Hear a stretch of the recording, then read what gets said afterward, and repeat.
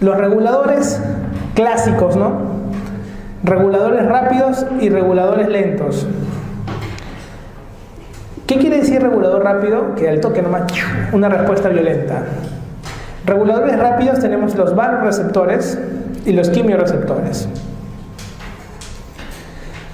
Y los reguladores lentos es el riñón, pues, ¿no? El riñón es lento, ¿no? El sistema renina-angiotensina-aldosterona. A ver, vamos a hablar primero de los vasoreceptores. Los vasoreceptores, ¿qué van a sensar? Generalmente sensan brady. ¿Cómo es sensar brady, doctor? O sea, tenemos que llevarlos a que hagan bradicardia. El paciente, por ejemplo, está con una super taquiarritmia. Entonces el vasoreceptor siente la alta presión que está que cachetea la carótida. Entonces en ese momento el vasoreceptor tiene que avisar que por favor alguien estimule al vago para que bloquee el nodo AB y baje la frecuencia cardíaca. Entonces los vasoreceptores están ubicados en dos lugares, en la carótida y en la aorta, en el arco aórtico. Y la función de ellos es hacer bradicardia, o sea, estimular al vago para que haga bradicardia y disminuya la presión arterial. El corazón, chicos, el corazón tiene todo el corazón tiene receptores beta, todo el corazón. Y solamente, o sea, tú dices, oye, pero si tiene todos receptores beta 1, quiere decir que hay un predominio adrenérgico en el corazón, no colinérgico. Solamente los receptores colinérgicos, o sea, de acetilcolina, están en el nodo sinusal y el nodo auriculoventricular, más potente en el nodo auriculoventricular. Justo al medio, pues, para que no venga el impulso de aurícula-ventrículo. A propósito, Diosito lo he puesto ahí. Entonces, ¿cuál es el problema de que tú tengas un dominio beta en todo el corazón?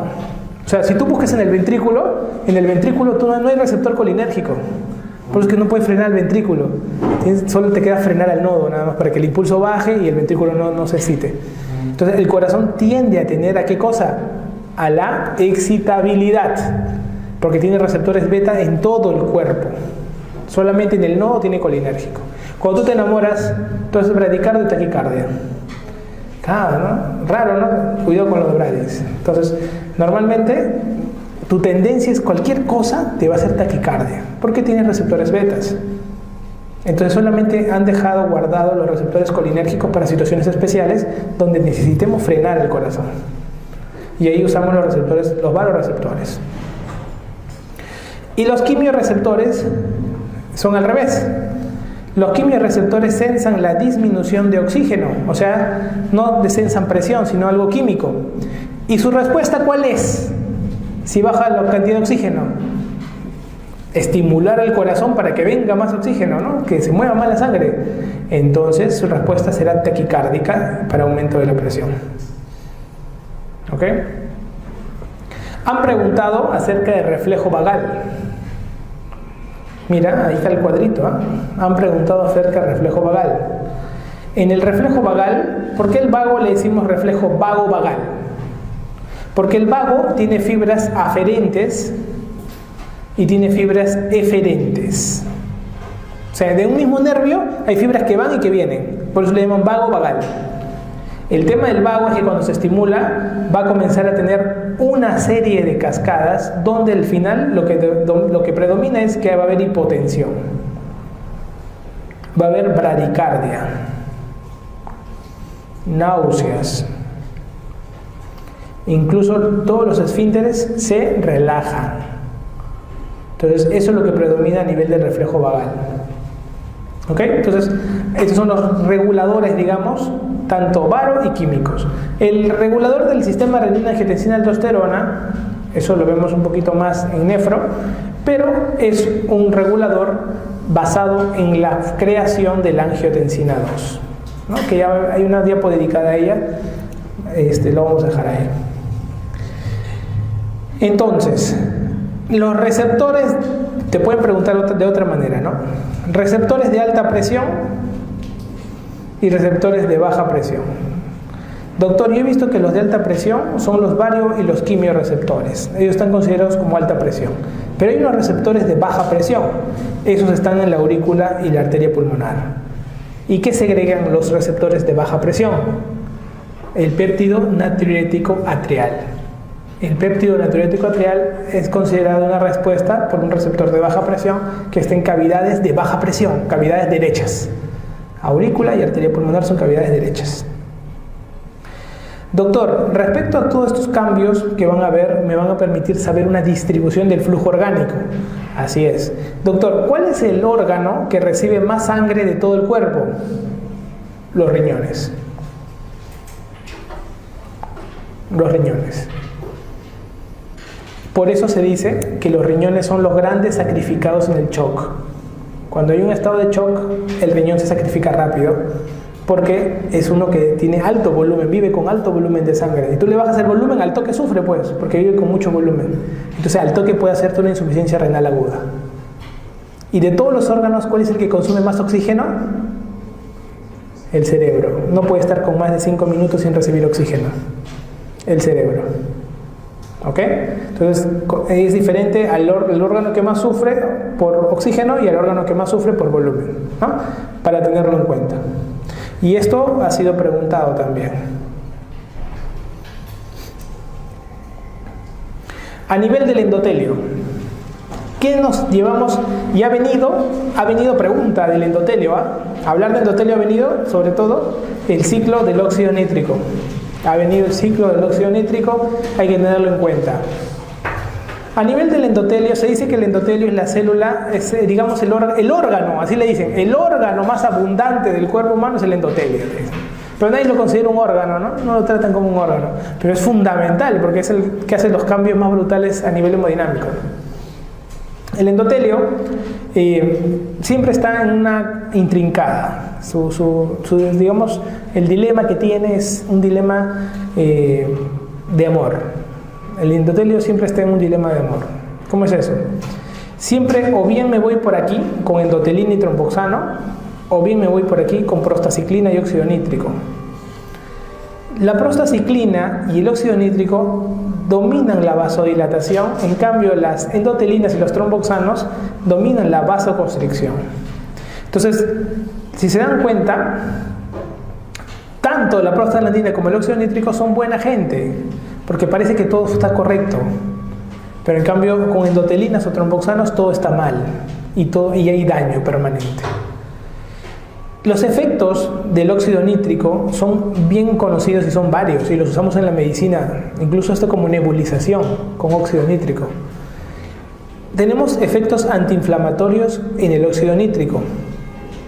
Tienen efectos anticoagulantes, antitrombóticos y fibrinolíticos, antiproliferativos, y tenemos vasodilatadores.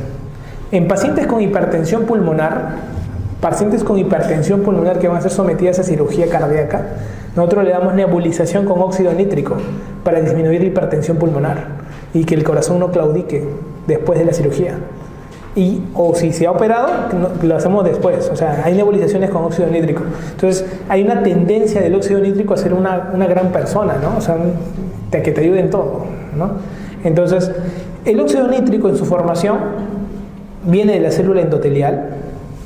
Se forma el óxido nítrico. Y el óxido nítrico pasa por un proceso de la guanilato ciclasa, ¿no? Viene la guanilato ciclasa y va a estimular la guanilato ciclasa. Y esta guanilato ciclasa, ¿cuál es su función? Su función es pasar ATP a GMP, ¿no? GTP a GMP. Y cuando se forma el GMP cíclico, prácticamente el proceso de relajamiento muscular se da.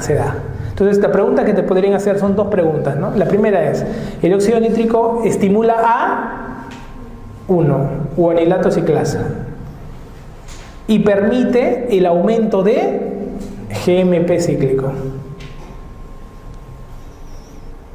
Son dos preguntas que te pueden venir de óxido nítrico. Y el GMP cíclico, como es activo, es detonante, tiene que volver a GTP, a GMP. Y para eso viene una 5-fosfodiesterasa, ¿no? La 5-fosfodiesterasa pasa GMP cíclico a GMP normal. Y todo volvió a la calma, teóricamente. Pero ¿qué pasaría si esta 5-fosfodiesterasa no estuviera? Pucha, se quedaría concentrado el GMP cíclico. Y si hay mucho GMP cíclico, va a haber mucho relajamiento. Y si hay mucho relajamiento, puede haber vasodilatación y el paciente puede tener disminución de la precarga y síncope, hipotensión. Por eso es que, acuérdate de esta pastillita que tú no conoces, el sildenafilo está contraindicado con el uso de nitratos, fármacos nitratos. Si el paciente, pregunta clásica, te ponen un cuadro clínico y te dicen que el paciente consume nitrato de isosorbide y te dicen que el paciente tiene un síncope, es probable que haya consumido y te ponen en las alternativas sildenafilo, porque no pueden estar los dos, porque los dos estimulan al óxido nítrico y hacían una relajación bravaza y ¡boom!, hace un síncope por precarga disminuida. ¿Ok? Entonces, en el proceso de formación de todo lo que vendrían a ser estas prostaglandinas, vamos a usar las COX, ¿no? Las famosas ciclooxigenasas, que son bloqueadas por los AINES, ¿no? Estas COX trabajan a nivel de toda la vía del ácido araquidónico y forman la prostaglandina E2, por ejemplo, la F2, la F2 alfa, la I2 y el tromboxano A2. Por ejemplo, han preguntado esto, la prostaglandina E2, la prostaglandina E2, ¿dónde la encontramos? En el moco protector de la parte digestiva, ¿no? Del aparato digestivo, ¿no? Moco protector, la prostaglandina E2. La prostaglandina E2 permite diuresis, ¿no? Así he preguntado también. La prostaglandina F2 alfa se asocia al dolor, sí, pero no ha sido preguntado. Pero solamente acuérdate, si te pongo 4, te pongo una quinta y te puedo hacer cualquier pregunta. Esta es la que siempre preguntan, ¿no? En cardiología esta es la que domina más, la I2. ¿Por qué? Porque hay disminución de la agregación plaquetaria, hay vasodilatación y eso es importante porque va a permitir que haya menor presión arterial elevada. Entonces es un buen controlador hemodinámico. Y este es el más malo de cardiología, de los prostaglandinas en general, el tromboxano A2, porque predomina el daño endotelial. Donde hay tromboxano, hay daño. Acá está toda la vía de cómo se forma. Esto te lo dejo de manera muy general para que veas. Solamente el objetivo de esto es que como del fosfolípido tú vas a observar que prácticamente todas las prostaglandinas terminan derivando. Todas las prostaglandinas terminan derivando. Pero acuérdate que la I2 por encima de todo se distingue en la parte cardíaca. Por eso que está otro color, con un color rojo, ¿no? En cambio, todas las demás se parecen en algo, pero siempre termina todo en la I2 o el tromboxano A2. Los compensadores de la falla cardíaca, ¿no? Otro capítulo fisiológico importante es aquellos que van a compensar la falla cardíaca. En los compensadores de la falla cardíaca tenemos, digamos, mecanismos que nos van a permitir cuando un corazón está cansado, chicos, automáticamente ya no bota igual, ¿no? Bota menos sangre. Antes, ponte, ese corazón estaba alegre y botaba más cantidad de sangre, mira. Y ahora bota menos sangre. Entonces, esta es la historia del corazón deprimido, ¿no? El corazón deprimido, ¿qué hace? Está triste, aparentemente no está botando la sangre adecuada y el cuerpo está sufriendo porque hay poco sangre y lo primero que van a hacer es aparecer sus patas. Quien primero viene es el sistema nervioso simpático. Automáticamente le dice que todo tranquilo, vamos a comenzar a hacer, nada más tienes que latir un poquito más y vas a mejorar tu salida de sangre. Entonces lo va a taquicardizar un poco y ya comienza a mejorar un poco su salida de sangre y se está acercando a como era antes. Oye, de verdad, muchas gracias, ahora estoy mejorando. Pero te voy a invitar a un amigo que es la hormonodiurética. Ella es buena gente porque te va a hacer retener agua y va a permitir que al haber más agua, Frank Starling, pues, ¿no? Más volumen, más dilatación, más contracción. Perfecto, entonces lo llama a la antidiurética, se vuelven patas y comienza a botar un poquito más de... Uy, comenzó a mejorar nuestro cardíaco, está mejorando. Pero ¿sabes qué? Vamos a activar un sistema que es gratis, no te vamos a cobrar endotelina, recontra, está en todo tu cuerpo, sino que vamos a hacer que se produzca un poquito más. ¿Y esta qué hace? Pues va a cerrar los vasos más pequeñitos, va a aumentar en general la presión arterial porque aumenta la resistencia vascular periférica. Acuérdate que la presión arterial era gasto cardíaco por resistencia vascular periférica.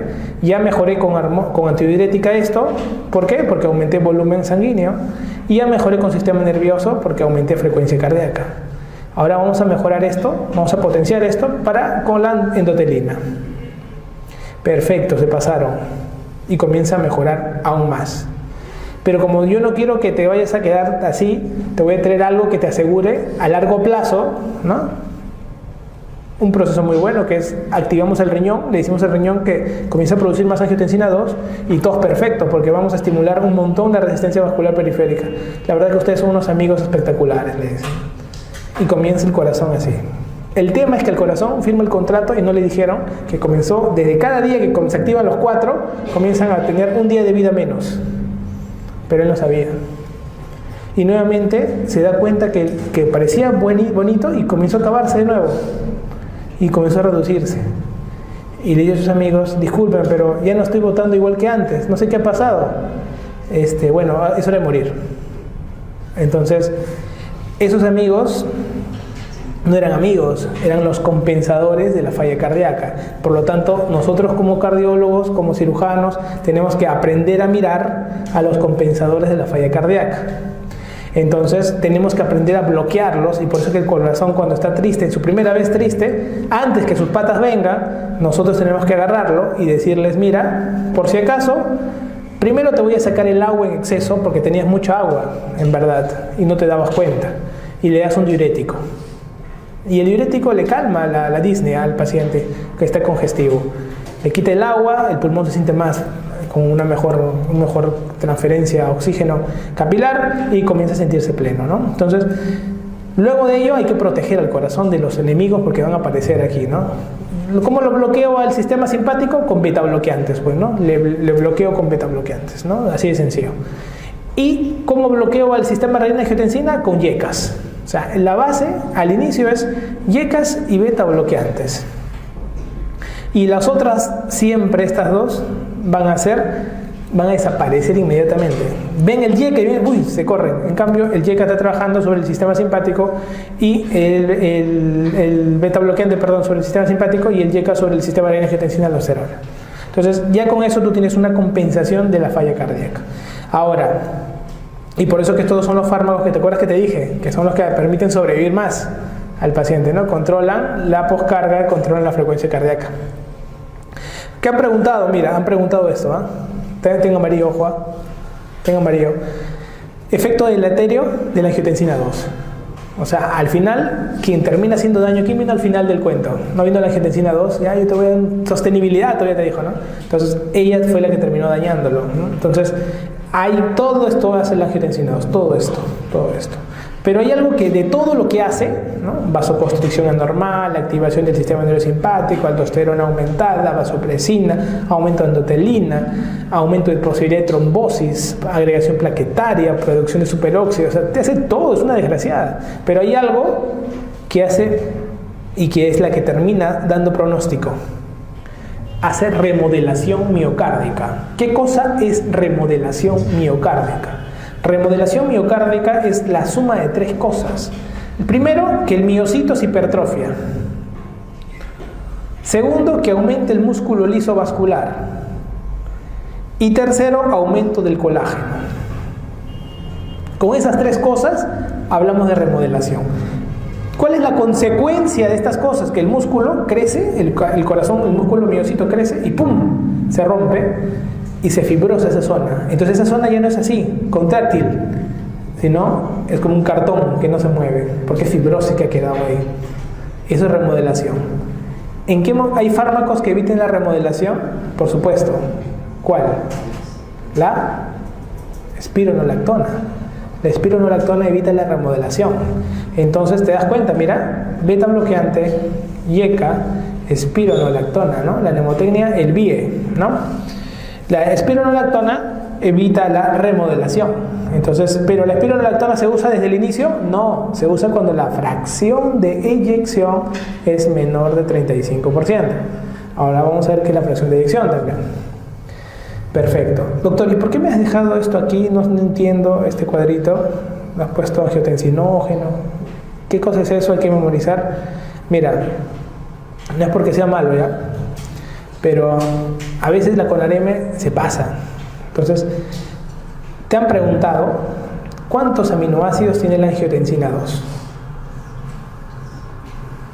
¡Qué desgraciados! Pero así no se juega.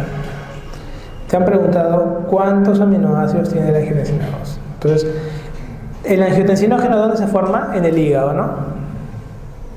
Luego viene la renina, ¿no? ¿Formada dónde? En las células extraglomerulares. Perfecto. La pasamos a angiotensina 1. Y la angiotensina 1 en el pulmón está bajo efectos ¿de quién? De las ECAs, ¿no? De las ECAs. Y las ECAs van a hacer ¿qué cosa? Angiotensina 1, angiotensina 2. Perfecto. ¿Y cuántos aminoácidos tiene angiotensina 2? 8. Entonces, una mnemotecnia, el chavo del 8. ¿No? ¿Qué hace el chavo del 8? Puro desastre, ¿no hacía? Acuérdate de ese momento. Ah, era 8. Dices, ¿no? Entonces, puro desastre, todo, puro daño nomás, ese salvaje. Igualito. Entonces, receptores AT1 y AT2, ¿no? Receptores de la angiotensina 2, que son los receptores más importantes de controlar la presión arterial. La AT1 y AT2, ¿no? El losartán, el valsartán, que ya lo han retirado del mercado, ¿no? ¿Qué hacen? Son inhibidores directos de esos receptores, ¿no? Entonces, importante. Doctor, ¿existe angiotensina 3? Por supuesto. Y angiotensina 4 también. Y angiotensina 5 no, solo 4. ¿Ok? Entonces, esto te lo dejo como cultura general, porque hay que ser bien salvaje para acordarte cuántos aminoácidos tiene la angiotensina 2. Pero como es tan mala, al menos acordarnos de ella, ¿no? Mira, estoy viendo un verde por ahí. Ojo, estoy viendo un verde. ¿Qué quiere decir? Que este año preguntaron ciclo cardíaco. Preguntaron ciclo cardíaco, aparecieron los fantasmas. Entonces, mira, el ciclo cardíaco se basa en dos cosas: sístole, diástole. Primer ruido cardíaco, cierre aurículo-ventricular. Segundo ruido cardíaco, cierre de las válvulas sigmoideas, ¿no? Entonces, normalmente es dum, tac, dum, tac, dum, primer ruido, y ahí que viene, sístole, tac, segundo ruido, y después que viene, diástole. ¿Ok? Identifiquemos sístole y diástole con los ruidos entonces. Hoy yo te escucho tu estetoscopio un ratito en tu casa, tu Littmann ahí que está empolvado, lo vas a agarrar, te vas a poner, y dum, tac, sístole, diástole. Hasta tú vas a identificar hoy día soplos. ¿Ok? Fisiológicamente, tú puedes desdoblar el segundo ruido, ¿ok? Haciendo la inspiración, ¿no? Si tú haces una inspiración, se va a desdoblar el segundo ruido definitivamente. Normalmente la aorta se cierra primero que la pulmonar, pero si uno inspira, al inspirar llevas más sangre al pulmón y haces que haya un desdoblamiento fisiológico del segundo ruido. ¿Ok? Pero cuando hay un cuadro patológico, o sea que permanentemente está desdoblado, acá tú tienes que saber cuál es la causa del desdoblamiento. Doctor, escucho que la pulmonar demora más en cerrar, por lo tanto puede haber una hipertensión pulmonar, o demora más en cerrar la arterial, hay una hipertensión arterial. Cual sea las dos, estará aumentado ¿qué cosa? El segundo ruido. El segundo ruido se aumenta en casos de hipertensión. Doctor, ¿y qué pasaría si hay un desdoblamiento fijo del segundo ruido? ¿Quiere decir que todo el tiempo está, qué quiere decir? ¿Que todo el tiempo está así? todo el tiempo en inspiración, expiración, está así todo separado, sí, y bien separado todo, porque escucha dum track, no es dum tac, es dum track, está separado. Esto es típico de la comunicación interauricular. Entonces, en ciclo cardíaco, ¿qué vamos a ver? La sístole tiene dos momentos y la diástole tiene tres momentos.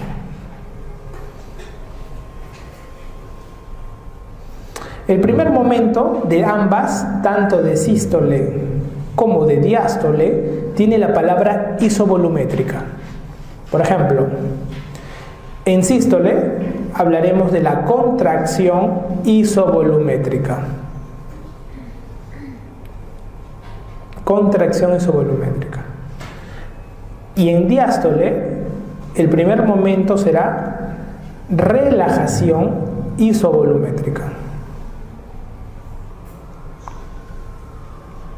O sea, los dos momentos son... ¿Y qué significa isovolumétrico? Que no se cambia. Iso es igual. Iso es igual. Igual volumen, isovolumétrico. O sea, no se abren ni las sigmoideas ni las aurículas ventriculares. Está todo cerradito.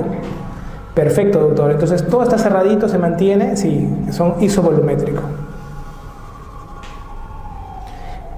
Y si te preguntaran, proto, ¿qué es proto? Proto es inicio, ¿no? Meso, al medio, ¿no? Y tele, final. Muy bien. Entonces, te pueden hacer una pregunta así, mira. ¿Cuál es? Como son 5, mira. 1, 2, 3, 4, 5. Son 5 fases. Son 5, por eso casi dice 5 fases, mira. Te pueden poner así. La primera fase de la sístole corresponde a y te ponen alternativas, protosístole te ponen. Esa será, porque está al inicio de la sístole.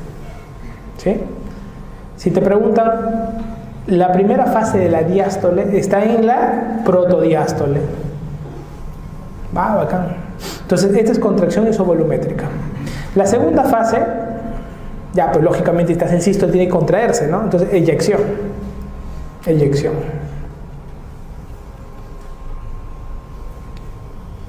Luego, el segundo ruido. Y luego la relajación isovolumétrica, y estamos en diástole. Y luego el llenado ventricular, ¿no? Porque estamos en diástole, pues se tiene que llenar el ventrículo. Entonces, el llenado ventricular, que es la cuarta fase. Y la quinta fase es la contracción auricular. Como doctor, pero estamos en la diástole, ¿no es ventrículo? Sí. Pero se le llama contracción auricular. Tiene otros nombres también. Refuerzo presistólico también le dicen algunos. Refuerzo presistólico. O sea, ¿qué quiere decir, doctor? Déjeme entenderlo. Que este volumen de la quinta fase, la última fase, la telediástole, se debe, la telediástole, el último momento de la diástole, al final de la diástole se debe el llenado pleno gracias a la contracción auricular. Sí, quiere decir que la aurícula se contrae al final. Parece que le queda un poco de sangre a la aurícula y la aurícula hace así. Y esa contracción auricular permite llenar esto. ¿Y qué porcentaje es del porcentaje total del ventrículo? 20%. Doctor, ¿y por qué me has dicho, por qué me enseñas el número? ¿Por qué no me dijiste el porcentaje, cuánto es en la fase 1, fase 2? ¿Por qué me enseñas el número en la fase 5 de la contracción auricular? Porque puede ser que en algún momento el paciente tenga una enfermedad que no pueda contraerse la aurícula. ¿Como cuál? Fibrilación auricular. Y ahí perdería, ¿cuánto? 20% de llenado ventricular. Y ese 20% en un paciente con insuficiencia cardíaca hace que tenga insuficiencia cardíaca congestiva. Y vas a verlo así. Doctor, ayer mi papá estaba tranquilo. Hoy día amaneció sudoroso. Le se ha resfriado, doctor, pero está sudorosísimo. Se está agarrando de la cama toda la mañana. ¿Le duele el pecho? No le duele. ¿Es diabético? No, no es diabético. O sea, tú pensando, ¿no? No, pero de repente tiene un dolor torácico, un IMA, ¿no? Se agarra de la cama y está agotado, cansado, disneico, jadeante, sudoroso. De la nada, doctor. Pero que no ha pasado algo. No, estaba normal ayer, pero creo que se ha resfriado, doctor. Lo he traído a la emergencia porque se ha resfriado. Así lo trae, ¿eh? Tú lo escuchas los pulmones y escuchas unos crépitos. Crépitos, ¿no? Si tú quieres escuchar los crépitos de la insuficiencia cardíaca, todos agárrense la patilla y háganse así, como si con la patilla en la parte del pelo, todos escuchen sus crépitos de la insuficiencia cardíaca. Así se escuchan los crépitos de la insuficiencia cardíaca. Entonces, oye, guarda, está con una insuficiencia cardíaca, pero de la nada, un día, ya, tómale el EKG, fibrilación auricular. ¿Y por qué está tan descompensado? Porque ha perdido el 20% del llenado ventricular. Y toda esa pérdida se está quedando para atrás, y por eso que el pulmón está congestionado. ¿Ok? Entonces, eso es importante. Doctor, una consulta. Me has hablado de primer ruido, de segundo ruido, y el tercer ruido, ¿dónde está? Está acá. El tercer ruido está en la cuarta fase, llenado ventricular. Ok. Y en la quinta fase, doctor, ¿quién está? El cuarto ruido. Pregunta, ¿el tercer ruido es fisiológico o patológico? Patológico. Ya. Es patológico, pero también es fisiológico. Eso hay que recordarlo. ¿Por qué hay que recordarlo? Porque en los 8 criterios de Framingham de la insuficiencia cardíaca, el tercer ruido es el ruido que es criterio mayor. Por eso es que nos acordamos que es patológico. Pero también puede aparecer en estados fisiológicos. ¿Y en qué estados? Bell ball. Aumento de velocidad. Por ejemplo, yo me voy corriendo, dándome vueltas a toda esta cuadra, y me escuchas y puedes escuchar un tercer ruido. Aumento de velocidad. Las mujeres gestantes tienen aumento de volumen, más o menos entre la semana 20 y 30, aumentan hasta 30-32% su volumen plasmático. Ellos tienen aumento de volumen, entonces también se puede escuchar un tercer ruido. El hipertiroidismo, la sangre está moviéndose más rápido, puede escucharse un tercer ruido. Y, o sea, hay situaciones que condicionan patología y hay situaciones que son parte de la normalidad. Pero el cuarto ruido jamás es fisiológico. El cuarto ruido siempre es patológico. ¿Ok? Siempre es patológico. ¿Y cuál es su efecto? Se relaja mal el ventrículo. Entonces, cuando se contrae la aurícula es como le cayera un baldazo de agua al piso. Normalmente cuando cae el agua de la aurícula al ventrículo, el ventrículo como que se dilata para que no suene, así como que se abre. Pero cuando no se relaja, la sangre ¡pum! ¡Pah! Cae como que cayera el agua al piso. Que dice que está mal relajado. Ahí se escucha el cuarto ruido. ¿Ok? Entonces eso es muy importante. Todos los ruidos se pueden escuchar con la membrana, con la parte más grande del estetoscopio. Pero con la campana, la parte posterior, se escuchan, el tercer y cuarto ruido se escuchan mejor, y las estenosis también se escuchan mejor, sean mitrales o tricuspides. ¿Ok? Es importante. Hay algunos otros ruidos, que son los famosos clics, por ejemplo, que ocurren en prótesis, o chasquidos, cuando hay endurecimiento de las válvulas y se abren, se llama chasquido, ¿no? La palabra chasquido es patognomónica de estenosis mitral para nuestras preguntas de examen en Perú, ¿no? Cuando uno dice chasquido de apertura, me va a preguntar estenosis mitral. Entonces, eso hay que reconocer, ¿ya? Muy bien. Entonces, acuérdate las 5 fases, acuérdate los procesos de llenado, ¿no? O sea, todo este proceso vino este año, ¿no? Y ahí había una pregunta ganada. Así que tranquila, es una pregunta que puede volver a venir. La fracción de eyección es otro tema, es un capítulo, fracción de eyección. ¿Con qué método medimos mejor la fracción de eyección? Ecocardio, es práctico, te mide la fracción de eyección, perfecto. Existen fórmulas con 4 cámaras, con 2 cámaras, que te pueden medir la fracción de eyección. Pero doctor, yo lo mido mejor con una eco transesofágica, es mejor que la eco transtorácica. Perfecto, ¿no? Pero existe el gol estándar de la fracción de eyección, que es la resonancia cardíaca. La resonancia magnética cardíaca es el gol estándar máximo de fracción de eyección. Solamente que nosotros no vamos a pedirle resonancia por solo estudiar fracción de eyección. Entonces, lo que hacemos todos los días es ecocardio, ¿no? Ecografía cardíaca mide su fracción de eyección. Entonces, el concepto de fracción de eyección es básicamente esto, ¿no? El volumen sistólico de eyección, este es el volumen sistólico de eyección en cada latido. ¿Y qué ocurre? Normalmente nosotros botamos la sangre. Te lo voy a hacer con números. Tienes volumen telediastólico, que es la precarga, 120. He botado 70. Entonces, 70 entre 120, esa será mi fracción de eyección. ¿Ok? Normalmente la fracción de eyección debe ser mayor de 55%.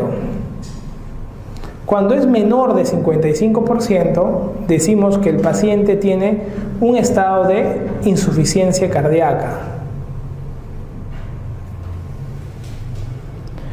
La fracción de eyección se asocia, cuando está disminuida, a diferentes grados de mortalidad y daño pronóstico.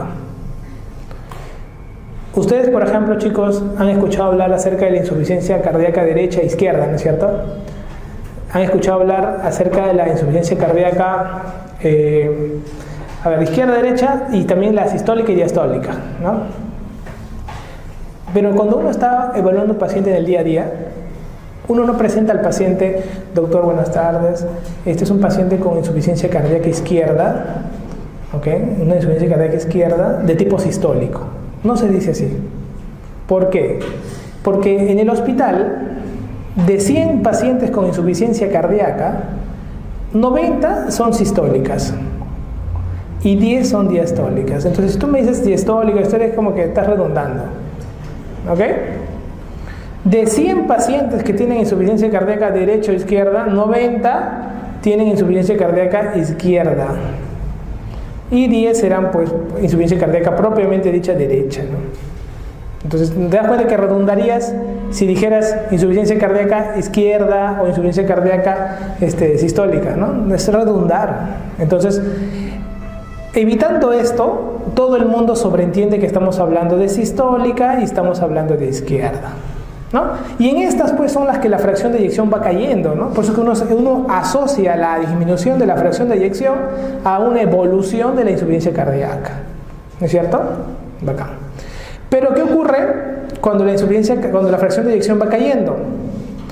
Va cayendo hasta que llega a un límite, por ejemplo, donde ya no es compatible con la vida, ¿no? Ese es cuando es menos del 20%. Aquí el paciente ya tiene uno de los criterios, pues son varios criterios, para iniciar el proceso de trasplante cardíaco. ¿Ok? Entonces, ese proceso, este es un mundo entero actual, es el mundo de mayor investigación que ocurre ahorita en el mundo en cardiología, que es estudiar por qué mejorar la fracción de eyección. A mejor fracción de eyección, la sobrevida es mayor. Entonces, eso es un pronóstico importante. Como no teníamos marcadores, solamente esto es un dato relativo, hay marcadores, toda la investigación que se ha hecho es a base de buscar el marcador que te pueda asociar a ese porcentaje. Y entonces han estudiado, por ejemplo, el factor de necrosis tumoral alfa, lo han asociado a insuficiencia cardíaca. Por eso el Tarnecept también se ha usado como método de tratamiento de la insuficiencia cardíaca. El péptido natriurético, el ProBNP famoso, por ejemplo, péptido natriurético cerebral, también es un valor diagnóstico y pronóstico de insuficiencia cardíaca. Entonces, todos esos marcadores nacieron a partir de la investigación de cómo hacer que el paciente no baje su fracción de eyección. Pero, doctor, una pregunta. ¿Existirá la posibilidad de tener insuficiencia cardíaca más con factor o fracción de eyección normal? ¿Sí o no? Sí. Claro, ¿no es cierto? ¿En qué casos tendremos una fracción de eyección normal? Exacto, lo contrario. Hay un problema diastólico, ¿no? ¿Y el problema diastólico qué cosa es? Es un problema de relajación. No se relaja bien el ventrículo. ¿Y por qué no se relaja? Porque hay algo que está afectando el músculo cardíaco. Entonces aquí van a aparecer estas enfermedades. Miocardiopatías restrictivas, hipertróficas, o hipertrofia secundaria, o fibrosis por envejecimiento, cuadros de amiloidosis. Entonces, todas esas imágenes, digamos, patrones restrictivos hacen eso. Y tú me vas a preguntar, doctor, no entiendo, ¿por qué la flexión debe ser normal? Porque mira, ¿qué pasaría si tu corazoncito, como esta es una división relativa, bueno, mira tu corazón, antes ¿cuánto entraba? 120. Ahora imagínate tu corazón está infiltrado el ventrículo y ahora entra 40. Y tú te contraes y 40 no, exagerado, 80. Tú te contraes y botas 50 en cada contracción. 50 entre 80, ¿cuánto es? ¿Es más o no es más del 50%? Sí. Teóricamente es una fracción de eyección normal o no. Sí, doctor, es normal. Pero ¿cuánto ha botado? ¿Y cuánto debería haber botado? Entonces, ¿cuánto tenía? Es una insuficiencia cardíaca de tipo diastólica con fracción de eyección normal. Por lo tanto, el daño es de pared muscular. Y así es como tienen que interpretar estos cambios. ¿Ok? El pulso venoso. En el pulso venoso tenemos pulso arterial y pulso venoso, ¿no? Doctor, a mí nunca me han tocado el pulso venoso, ¿no? Lo que me tocan es el pulso arterial. No te lo van a tocar tampoco, pues, ¿no? Porque el pulso venoso no se siente latido. Entonces tienen que sentirlo a través de una invasión. Y una forma de invadir al paciente es con un catéter. Un catéter puede ser un catéter de Swan-Ganz o un catéter de venoso central. Un catéter simple. Un catéter venoso central se coloca por vía de abordaje, la más, digamos, inocua, por el cuello, en la vena yugular anterior. Un abordaje posterior o interfascicular, y el más bravo o más peligroso, el infraclavicular, que es su clavio. Entonces, al final no importa cómo, pero lo único que quiero que llegue es que el catéter llegue a la cava antes de entrar a la aurícula derecha. Ahí debe estar la punta del catéter venoso central, en la cava antes de entrar al atrio derecho. No debe estar la punta dentro del atrio derecho. ¿Ok? Cuando te acuerdas cuando tú estabas haciendo tu internado y iniciaban nutrición parenteral, no te llamaba la enfermera, doctor, mire la placa, ¿ya puedo iniciar la dieta o no? ¿Y tú qué hacías? Sí, jefa, y no mirabas nada. ¿No? Y la enfermera, ya doctor, lo voy a iniciar. Nunca nadie se preguntó, ¿por qué te pregunto? ¿Qué tengo que ver? Dice. Un interno una vez me preguntó cuando yo era R1, me dijo, doctor, una consulta, ¿qué tengo que ver? ¿Por qué me persigue esa loca todo el tiempo? Te voy a explicar, mira, la punta tiene que estar aquí. Eso era. Sí, pero haz algo que yo hice una vez. Le enseñé a todas las enfermeras a la vez, las metí al auditorio y les enseñé a todas, miren la punta, nunca más me molestaron. Es una otra forma también de capacitar estratégicamente. Entonces, es la forma de encontrar el catéter venoso central. Pero el catéter venoso central, ¿qué mide? Mide al final una presión. Esa presión es el pulso venoso yugular. Eso no te preguntan en años anteriores, pero sí en residentado te pueden preguntar. ¿Y sabes por qué? Te han preguntado algo sencillo nomás. ¿Qué es esto? Miren, el cuadro está en amarillo, quiere decir que ha venido alguna pregunta. O sea, ha venido efectos de la inspiración, ¿no? En la presión venosa central. Entonces, en el pulso venoso, miren el pulso venoso como su onda. Tiene dos prácticamente ondas picudas y tiene dos ondas depresivas.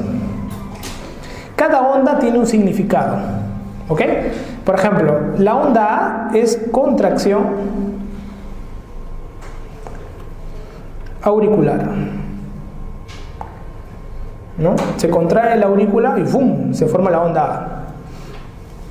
La onda X es relajación, ¿no? La onda X es relajación de la aurícula. La onda V es llenado auricular. Y la onda Y prácticamente es la apertura de la tricúspide, ¿no? El vaciado. Entonces, de las cuatro ondas, ¿cuál es la más característica que nos preguntan? Mira, nos han preguntado 3 de las 4. ¿Cómo así? Por ejemplo, si la onda A es la contracción auricular, ¿en qué patología se puede perder? Exacto, muy bien, doctor. Fibrilación auricular. Se puede perder la onda A, si es la contracción. Te dice en el pulso venoso yugular, ¿qué onda se pierde o qué característica encontramos en la fibrilación? En el pulso venoso. Y la gente que dice, pucha madre, venoso no estudié, solo arterial. La onda A. Y la onda X y la onda Y la vamos a ver en patología pericárdica. Bueno, eso ya lo ven con el doctor Caleb. La onda X se ve en el taponamiento cardíaco.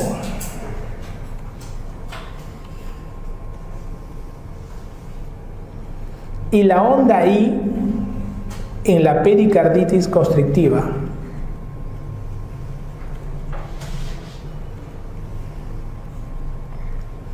¿Ya? Entonces son ondas que han venido, que hay que recordarlas. Normalmente una persona, su presión venosa central de una persona echada, aproximadamente está entre 0 y 5, es a nivel de la aurícula, y tú le tienes que sumar más o menos 8, de 5 a 8, para ver que estás cuando lo mides en una persona sentada a 45 grados de la cama, ¿no? Estás sentada a 45 grados de la cama, tú mides acá el pulso venoso y más o menos equivale a 8 centímetros de agua, que es, digamos, la presión que ocurre ahí, ¿no? Y cuando una persona está forzando la inspiración, al forzar la inspiración es como que tú inspiraras no solo el aire, sino también la sangre. Entonces la sangre también ¡fum!, tiende a ir más rápido al corazón. Y si va más rápido al corazón, ¿qué ocurre con la presión aquí? Baja. Exacto, baja. Incluso a veces algunos pacientes tienen latido que se ve, un latido yugular. Y tú diles que se inspire, ¿no? Inspira, se desaparece. Eso es normal. ¿Qué pasaría si tengo un paciente que estoy viendo su latido yugular y le digo que inspire y en vez de bajar, aumenta? ¿Cómo se llama eso? Signo de Kussmaul. Signo de Kussmaul. El signo de Kussmaul, ¿a qué cosa equivale? Puede ser pericarditis, puede ser taponamiento, exacto. Es más de pericarditis para preguntas de examen. Pero, ¿la fisiopatología cuál es? Es la restricción. La restricción al llenado del ventrículo. Por lo tanto, algo lo está comprimiendo el corazón, que por más que uno inspire, el corazón no se puede llenar más de sangre. Entonces la sangre se queda acá encharcada y va subiendo. Entonces hace un signo de Kussmaul positivo, patología restrictiva cardíaca, ¿no? Hay un patrón de compresión al corazón por un cuadro pericárdico. Entonces eso sí hay que acordarnos. ¿Qué pasaría si tú tienes un paciente, está en la UCI, está entubado, le han hecho una intubación por X razón, y tú te dicen a ti que el paciente está recibiendo oxígeno a presión positiva, ¿no? Están sometidos a un modo de ventilación y le están dando oxígeno, y en el modo de ventilación es un modo controlado por presión. O sea, la máquina le está dando, él no respira, la máquina le está dando la respiración. O sea, y te dicen que el oxígeno es positivo. La presión venosa central, ¿cómo estará en ese paciente? ¿Aumentada o disminuida? Esa fue una pregunta de residencia. Porque eso va a ocurrir en la UCI. Entonces, ¿la lógica cuál es? Si a mí me están dando una presión positiva en la vía aérea, todo eso se te transfiere. Y al ser positivo, ¿qué quiere decir? Mi tórax, ¿cómo está? Expandido, ¿no? Si está expandido, ¿qué ocurre con las venas? ¿Están colapsadas o están ingurgitadas? Si yo tengo mi tórax expandido, piensen. ¿Qué es lo que haces en una inspiración tú? ¿No es esto? Y no jalas la sangre, ya, ahora tienes una presión positiva permanente. Entonces todo el rato está entrando, ¿no? Y llega un momento que, como se mantiene presión positiva permanente, estás colapsando ya las venas ya. Entonces la presión venosa comienza a elevarse. porque le estás dando presión positiva permanente. Y la inspiración es un momento nomás, y ¡fum! Baja, ¿no? Y luego expiras y todo normal. Pero acá no, acá le estás dando presión positiva de oxígeno. El tórax está expandido, y al expandirse el tórax también disminuye la llegada de sangre porque están comprimiendo las venas, porque está expandido ya totalmente. Pregunta, cuando les entreguen presión positiva de oxígeno, la presión venosa central tiende también a aumentar. Por eso es que siempre se le disminuye, dice, ¿cuánto tiene PVC el paciente? A la enfermera. Tiene 14, doctor. Ya, réstale la presión positiva que le estoy dando, que es 9. O sea, ¿tiene cuánto? 5. ¿Entiendes? Entonces te pueden poner como fórmula: paciente que recibe una presión soporte, el ventilador mecánico de 7 y tiene una PVC de 12. ¿Cuánto es su PVC real? Y tú dices, pucha madre, matemática no. Entonces en ese momento tienes que acordarte, presión de oxígeno positiva se traduce a PVC elevada, falsamente elevada. Entonces tengo que restarle a la PVC la presión de oxígeno que le estamos agregando, y ese será su PVC real. ¿Ok? ¿Se entendió? Esa es la forma. No, barotrauma es cuando tú le das mucha presión de oxígeno. Por ejemplo, el barotrauma aparece cuando el PIB es más de 10. ¿Ya? Entonces un PIB más de 10 se asocia a barotrauma, y eso hace que el pulmón, los alvéolos se rompan, y ahí se puede formar el neumotórax por barotrauma, ¿no? Barotrauma es neumotórax ocasionado por ventilación mecánica con mucha presión positiva. Y en este caso, un ventilador mal programado, le da mucha presión, ¡pum!, rompió algunos alvéolos, forma neumotórax. Eso es barotrauma. Pueden interrumpir para las preguntas, todo. La idea es que no se vayan con ninguna duda. El monitoreo de todo paciente complejo es con el catéter de Swan-Ganz. Eso se lo dejo como cultura general. Miren los muchachos al catéter de Swan-Ganz. Algunos que van a ser usiólogos, algunos que van a ser cirujanos, algunos que van a ser psiquiatras. No, el psiquiatra no lo ve, ¿no? Pero mírenlo igual. Entonces, ese catéter de Swan-Ganz es un catéter que te permite medir más de 50 variables hemodinámicas. Yo en la clase le estoy diciendo 4 o 5 variables nada más. En la vida real son más de 50. Y con esas 50, el usiólogo, es su chamba el usiólogo. ¿Ustedes creen que el usiólogo es solamente vender fármacos? Nada, el pata hace sus fórmulas matemáticas, se raya horrible en la UCI. Él está haciendo todas las fórmulas del mundo, para poder encontrar la mejor forma de sacar adelante al paciente. Es un nivel de medicina bien alto, en verdad. Entonces, él maneja esto en pacientes altamente complejos, y con esto se puede medir todo: gasto cardíaco, índice cardíaco, puedes medir el trabajo ventricular, puedes medir solamente con todos estos cablecitos con sensores te permiten estudiar el corazón en el nivel más puro de la fisiología. ¿En qué casos usamos estos catéteres? En pacientes operados de corazón, en pacientes que tengan un estado crítico con morbilidad muy alta y donde necesitas de manera muy fina manejar la parte hemodinámica. O sea, no quiere decir que a ti te dé una neumonía y te hospitalices y te mete un Swan-Ganz, no. Y el Swan-Ganz mide presión en cuña pulmonar también. Porque vean acá ustedes, tiene un globito, mira. Entonces el Swan-Ganz se coloca como catéter venoso central, por vena yugular igualito, baja, inflan el globito, y el globito infladito sigue la pulmonar y se va a la pulmonar y se enclava en una rama de las pulmonares. Cuando tú inflas el globito, mides la famosa presión en cuña pulmonar. Y la presión en cuña pulmonar es la presión del atrio izquierdo. ¿Ok? Entonces cuando ustedes le digan, doctor, la presión en cuña pulmonar, ¿qué mide? ¿Qué está midiendo? Mide la presión en la aurícula izquierda. ¿Y en la aurícula derecha quién lo mide? La PVC, la presión venosa central. Te puede medir la aurícula derecha. En cambio, la presión en la izquierda te mide la presión en cuña pulmonar. Edema es algo que no han venido, así que lo voy a pasar. No es algo muy rescatable. Solamente 2 cositas te voy a dejar. La mejor forma de estudiar el edema es, van a ver ustedes que la famosa fovea o signo de Godet, le van a poner una cruz, 2 cruces. Nunca entendí a los médicos internistas en el proceso de las cruces. Algunos se apasionan, se quedan mirando la pierna de la chica y siguen, no, espérate, 2 minutos que llegue, ya, sí tiene 3 cruces. al final no importa, lo que importa es el nivel. O sea, tengo una pierna, lo normal en cualquier enfermedad del mundo, incluyendo el embarazo, teóricamente hasta el tobillo debería hincharse el pie. En estadios mayores de gestación, solo en gestación, hasta la rodilla.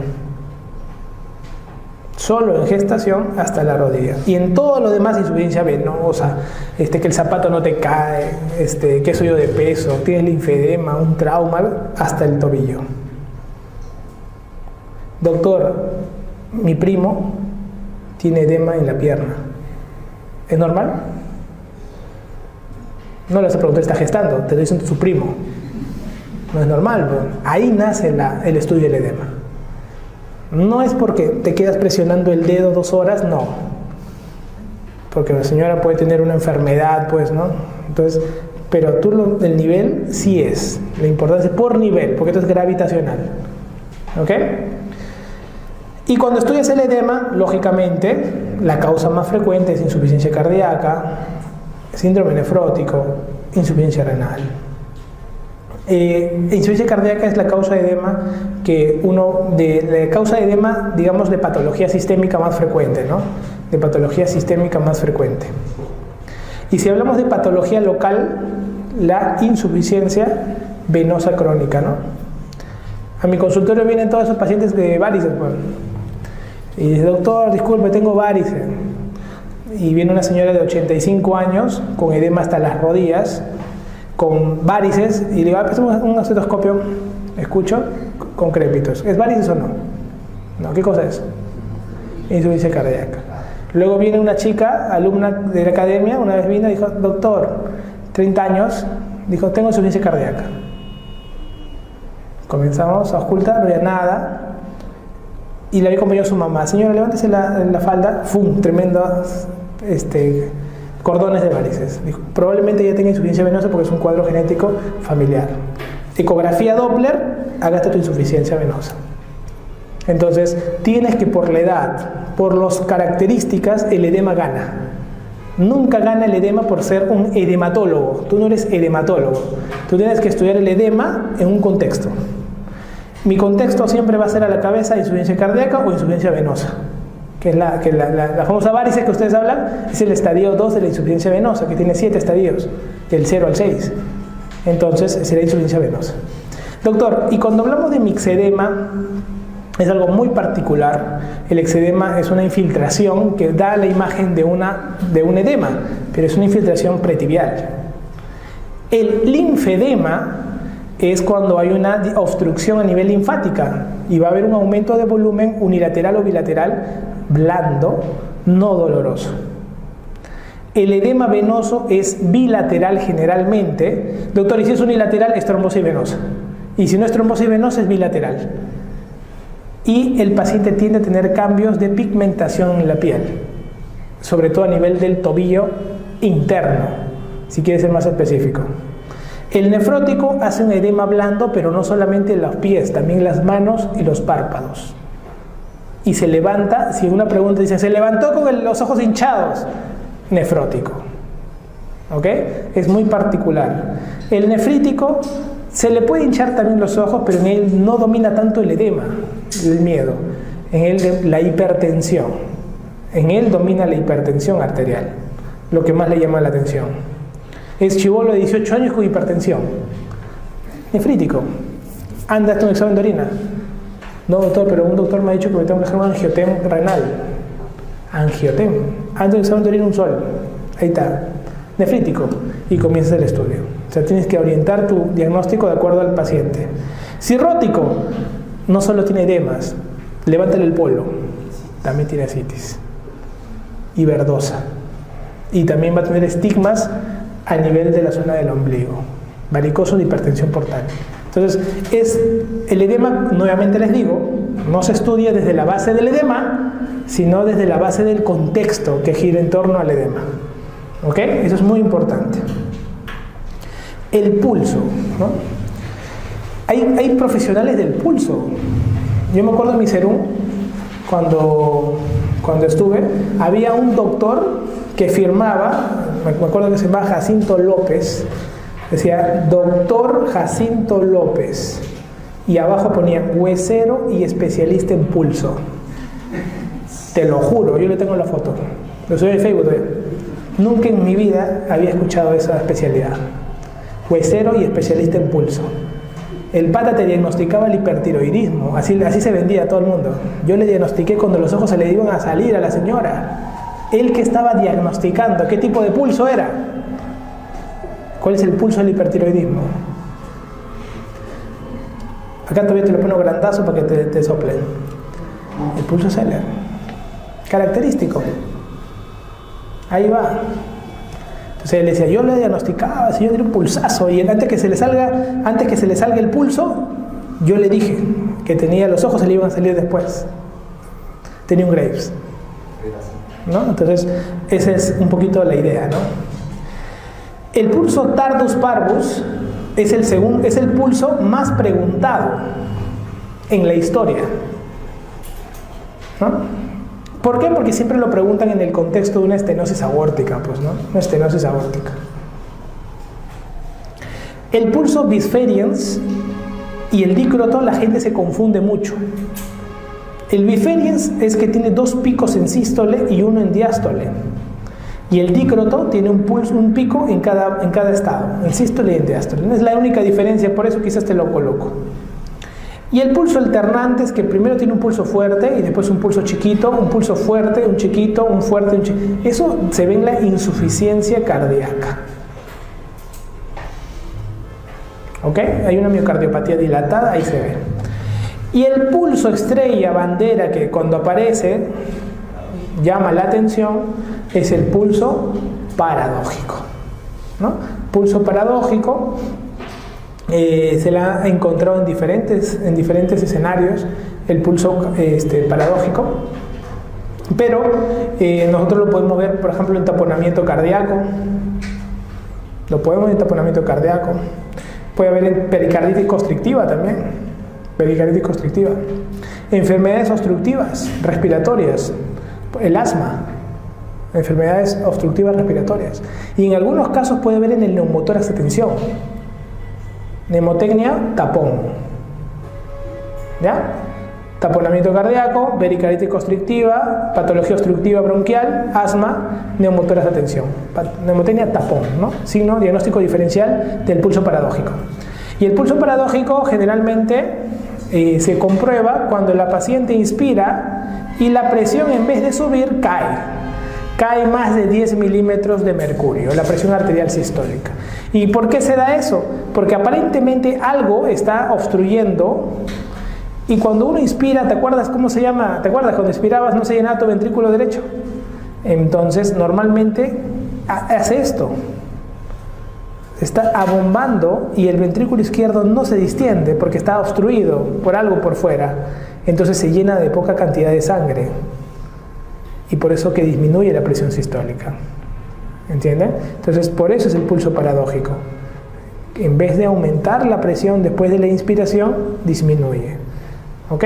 Entonces, a expensas del ventrículo izquierdo, el septum ocupa ese espacio. El pulso, en general, es un movimiento en el cual aparece una subida y una bajada, pero hay una onda dícrota, que es una onda muesca. La dícrota se llama muesca, que está en la bajada. Esa dícrota, ese nombre de dícroto se daba por el cierre de la válvula aórtica, ¿no? El cierre de la válvula aórtica le da ese efecto de dícroto. Ahora, miren aquí, ahí está, si se dan cuenta, hay un amarillo aquí.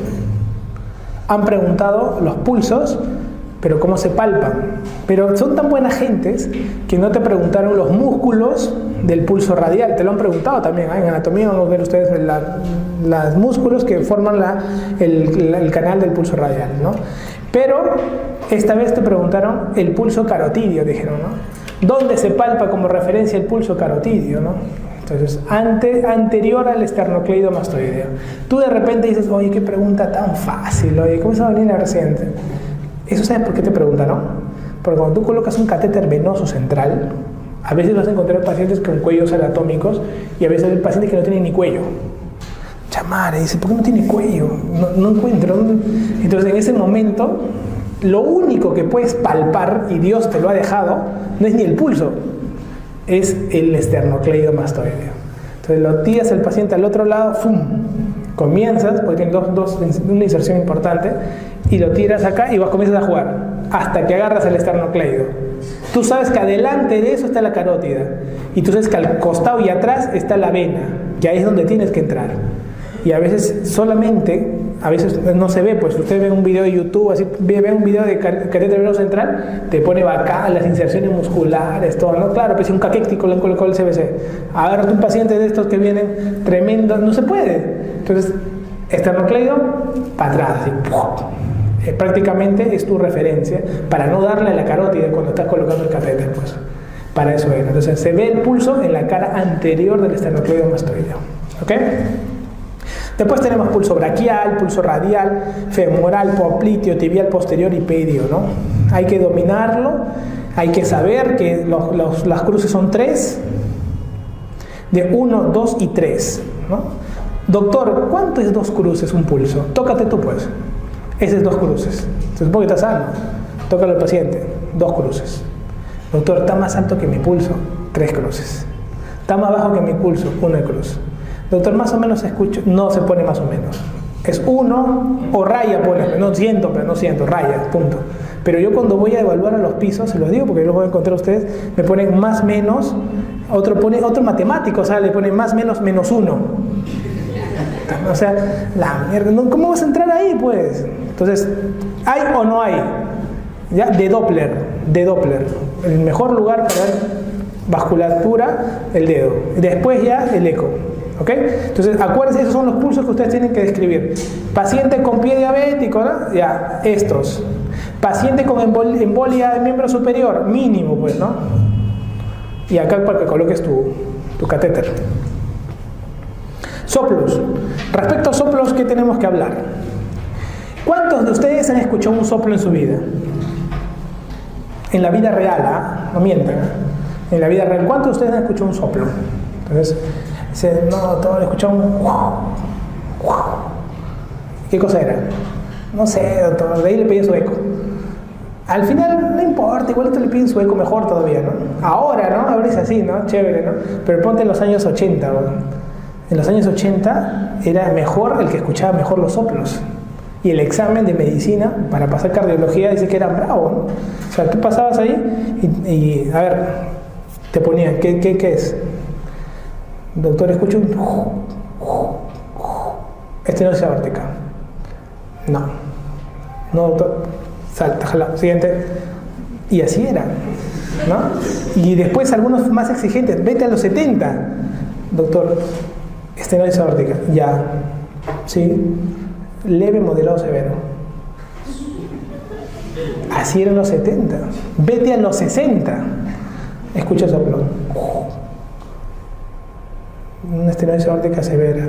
Fiebre reumática o calcificada. Así era. Te ríes, pero así era la medicina. Solo escuchando tenías que decir un poco más qué tipo de serotipo de estreptococo era. Entonces, pero la medicina fue eliminando el error humano y dejando la objetividad. Entonces, el día de hoy ya no se valora al médico que escucha un soplo en un hospital de Lima, pero sí se valora al médico que escucha un soplo en un hospital de Serums o haciendo su trabajo médico en un lugar alejado. Ahí se valora que domines el soplo. Pero acá no, porque acá una eco te destruye el mejor oído humano. Pero allá no hay eco. Así que tu oído, así sea Monse, es bueno. Entonces tú tienes que aprender a identificar. Una manera muy buena de identificar es esto, chicos, miren. El famoso OSIM. Un soplo tiene nombre, primer nombre, segundo nombre, apellido paterno y apellido materno. 4 cosas. Origen del soplo. 1. Doctor, ¿dónde voy a escuchar el soplo? Como tú te vas a olvidar, imagínate una franja de Perú en el pecho. Así, una franja de Perú, te la pones, ¿no? No te la pones por el otro lado, póntela para acá, pues. Entonces la franja tiene 2 puntos, ¿no? Tiene acá en la tetilla Y debajo ponte de acá de la horquilla external, debajo ahí. Para que escuche ahí, no acércatelo. Porque si te digo segundo espacio intercostal, el costado de la línea, te vas a olvidar. En esos dos puntos comienza tu origen. ¿Ok? Primer origen debajo de la tetilla y el otro origen debajo de la línea media del esternón, ahí arribita. Y va a ser prácticamente uno es el foco mitral y el otro es el foco aórtico. Así de sencillo. Cuando tú veas donde hay más bulla, probablemente ahí es el origen. ¿Ok? Entonces, dos focos puntuales. Doctor, todo lo que estudié en Maceitos no me importa. Cuando estés con un paciente, rapidito, origen. Segundo, el momento. El sístolo diástole. Por ejemplo, tú escuchas dum, tac. ¿Qué es? Sístolo diástole. Sistólico, ¿no? Si tú escuchas dum, tac, ¿qué es? Diastólico. Mira, tú ya estás identificando solamente con el sonido y el movimiento. Entonces, es entrenamiento nada más ahí. Pero ya sabes los momentos. No, este es diastólico. Y a mí me enseñó el doctor Briceño que todos los soplos diastólicos siempre son malos. Y que los sistólicos pueden haber algunos inocentes. Pero eso quiere decir que no todos son malos, ¿eh? Algunos pueden ser buenos. Pero los diastólicos sí todos son malos. Entonces, para eso al menos ya identificas. Porque te van a tener tu chibolo. En la sierra viene la señora y te dice, por favor, doctor, que escuche su corazón de mi hijo. Y te escuchas dum taco. No sabes qué cosa es, pero sabes que es malo o no. Sí. Ya diste un paso adelante ya. Y estás adelante del promedio. Entonces, esa es la idea, ya salvaste a una persona porque lo vas a referir. En cambio, otro lo escucha, dum tac. No, está tranquilo, señor. Sí, normal, madre, normal. Y después, cuando te has sacado tu residencia, ya te viene al hospital con chibolo. Te pasa de ahí, ¿no? Entonces, en ese momento, oye, esto pasa cuando lo identifico a tiempo, ¿no? La irradiación, 2 lugares, nada más. Irradiación, 2 lugares. Cuello y región axilar. Cuello, aorta. Estenosis aórtica irradia el cuello. Insuficiencia mitral irradia la región axilar. Doctor, y esa que yo escuché en el Macei que decía, haz la bisectriz de la media asociada a la columna, debajo de la escápula, 2 centímetros debajo del punto medio de la tangente. Toda esa vaina no se aplica. Irradiación, cuello, región axilar. Porque estás buscando las 2 patologías muy frecuentes, estenosis aórtica e insuficiencia mitral. En el mundo son las 2 más frecuentes. Se acabó. Maniobras. La mayoría de pacientes son pacientes mayores, pues. No le vas a decir, señora, ¿puedo hacer cuclillas? Ayúdale, a mi mamá ayúdale que se va a caer. El doctor dice que se puede hacer cuclillas. El señor puede hacer cuclillas para que escuches el soplo. No te pases. Solamente tienes que acordarte la maniobra. Si tú inspiras y sientes que el soplo aumenta, quiere decir que estás en origen derecho, tricúspide o pulmonar. Se llama maniobra de Rivero-Carvalho. Los soplos de origen izquierdo no aumentan con la inspiración, solo los de origen derecho. Si tú le dices al paciente, señora, puje, se llama maniobra de Valsalva. Pero si tú le dices a ella que dice puje, prácticamente es una maniobra de Valsalva, está pujando. Y si tú pujas, ¿qué ocurre con el retorno venoso? ¿Aumenta o disminuye? Piensen, ¿eh? Si tú pujas, ¿qué estás haciendo con las venas? ¿Disminuye o aumenta? Piensa, pujo. Si tú pujas, el retorno que viene de las piernas al abdomen pasa rápido o ya siente que toda la barriga está que le presiona contra la vena cava. Disminuye. Toda tu masa abdominal está comprimiendo a la vena cava cuando tú pujas y el retorno venoso está disminuyendo por eso. Entonces, en ese momento, los soplos tienden a disminuir. Y si tú lo pusieras de cuclillas porque el paciente es joven, los soplos pueden aumentar, porque ahí la sangre que está en las venas sóleas y gemelares de la pantorrilla estás comprimiéndola y ¡fum! Aumenta el retorno venoso. ¿Ok? Entonces, esas 2 maniobras, tanto de Valsalva como en cuclillas, hay que recordar, y la de Rivero-Carvalho también. Entonces, OSIM es la mnemotecnia para estudiar los soplos. Con eso tú haces todos los soplos que vienen en las preguntas clásicas. El síncope es un estado clínico en el cual el paciente, hay un estado que se llama presíncope, ¿no? El estado famoso presíncope Es donde el paciente te dice que casi se desmaya, ¿no? Doctor, sentí, pucha, por un momento, no sé, me moví, perdí el equilibrio, pero me di cuenta y no me desmayé. Es un estado presincopal, entre comillas, ¿no? Pero el síncope no lo cuenta, pues no lo cuenta después. ¿Qué pasó? Dice, ¿no? Entonces ya el pata se cayó, se desmayó y todo. Cuando tú comienzas a estudiar los síncopes, en cardiología el síncope tiene nombre y apellido, ¿no? Una pregunta de residencia, el síncope es hablar de estenosis aórtica, pues, ¿no? En una pregunta de examen de residencia, el síncope es estenosis aórtica. Pero en la vida real, el síncope tienes que estudiarlo primero en su origen. Su primer origen es cardíaco, por eso que estudias con el EKG, ¿ok? Si tú tienes un paciente que te dicen en un caso clínico que se desmaya en su casa, lo han encontrado varias veces tirado en el piso, y cuando ves su electrocardiograma encuentras pausas mayores de 3 segundos o de 1 a 3, definitivamente te van a decir que estudies al paciente porque está ocurriendo algo, no puede haber pausas, ese corazón que se apaga, se prende como un televisor viejo. ¿Qué tienes que hacer? ¿Qué examen tienes que hacer en ese corazón para estudiar pausas? Perfecto, doctor. Holter. El Holter estudia el ritmo en 24 horas y por lo tanto te permite predecir el tipo de falla que está ocurriendo. Y eso es lo que nosotros buscamos en el paciente. Te pongo los otros tipos de síncope. Después del cardíaco está el neurovegetativo, el ortostático, ¿no? Que son los que hay que recordar. Normalmente te dicen, siempre piensa en un neurovegetativo, en un ortostático primero, antes de un cardíaco. Eso es lo que te dicen. Porque cuando tú comienzas a estudiar cardíaco, al final no encuentras nada. ¿Entiendes? No encuentras nada. En el camino no encuentras nada. No, pero no hay nada. Yo pensé que era un bloqueo. Entonces, ¿qué pasó? No, es un problema neurovegetativo, un reflejo vagal. El señor tiene una ateromatosis en la carótida, se puso la corbata, se desmayó por eso. O sea, en el camino te dicen que es algo neurovegetativo o ortostático, se paró de golpe, pero siempre tienes que pensar primero en estudiar el corazón. Nunca pienses que cuando alguien se desmaya, tu tía se desmaya, tu tía está mal.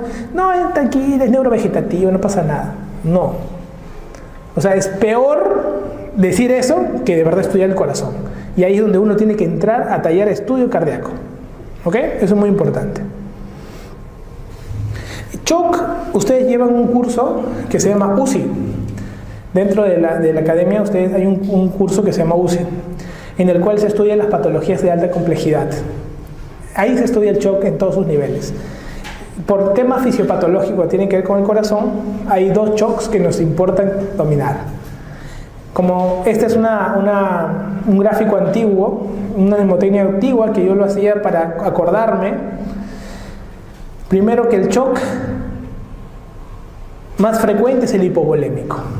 Es el CHOC más frecuente.